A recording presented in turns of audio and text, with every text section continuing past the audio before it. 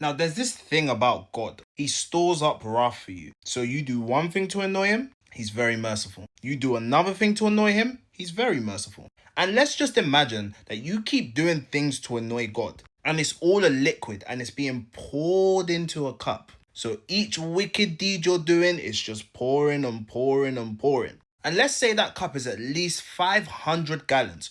No, 5,000 gallons. And you've poured it all the way up to 4,999 gallons.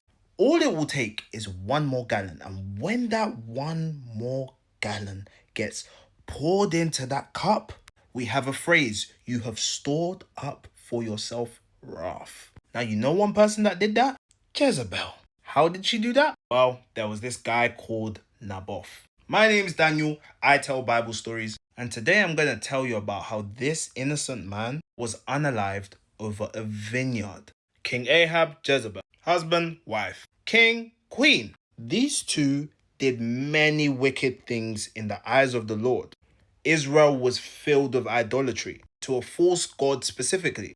Jezebel was the pioneer behind this. King Ahab was the main enabler. Now, God had commanded Elijah to anoint specific people. These people were personally set up as judgment for these two. But remember what I said in the beginning, they just needed one more gallon. When that one more gallon was poured, everything was about to come heaping down on them. That one more thing was Naboth. Forgive my pronunciation. You see, now Naboth had a vineyard, and that vineyard was beautiful, and it belonged to his family, so he took such good care of it. But guess what? This vineyard was extremely close to King Ahab's palace. And when King Ahab looked down, he really wanted this vineyard. So he approaches Naboth and he says to him, "This vineyard is right next to my house. Give it to me. I'll give you a better one if you want." And Naboth obviously was like, "No, this has been an inheritance from generation to generation to generation.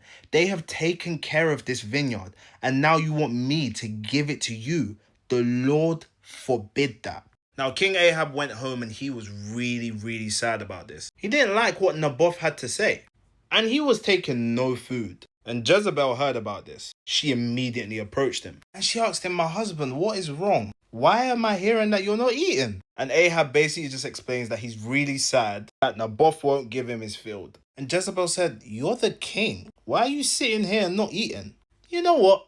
Leave it with me." She immediately orders for the people under her to summon all the elders. They all needed to fast. And she wrote to them specifically instructing them to get 2 men, pay them, and they're going to spout lies about Naboth. Innocent Naboth that just wanted to take care of the vineyard that he inherited, he would be unalived.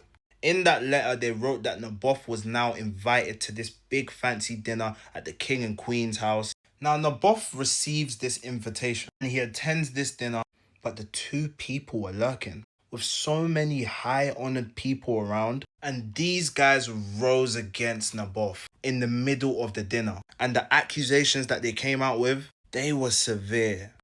Jezebel was pleased because her goal was about to be achieved. Naboth would be unalived. To make it even worse, King Ahab took his vineyard after he was unalived. Now, remember that thing I said about God?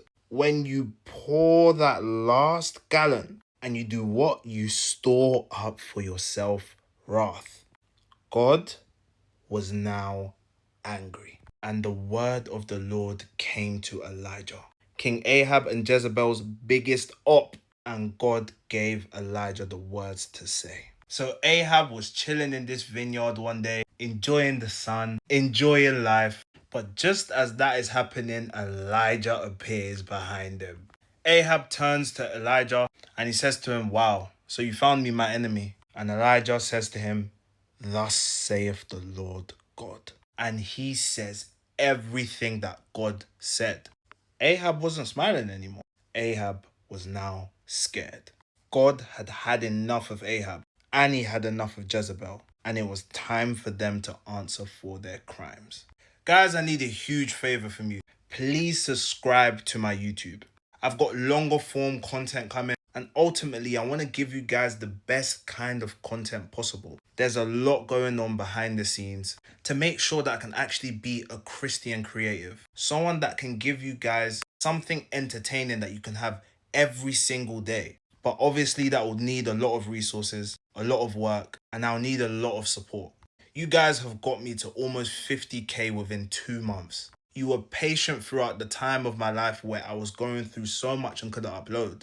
I want to be able to give that back with videos on videos on videos, long form videos, even hopefully one day a fully animated AI movie, a series that we can keep up with.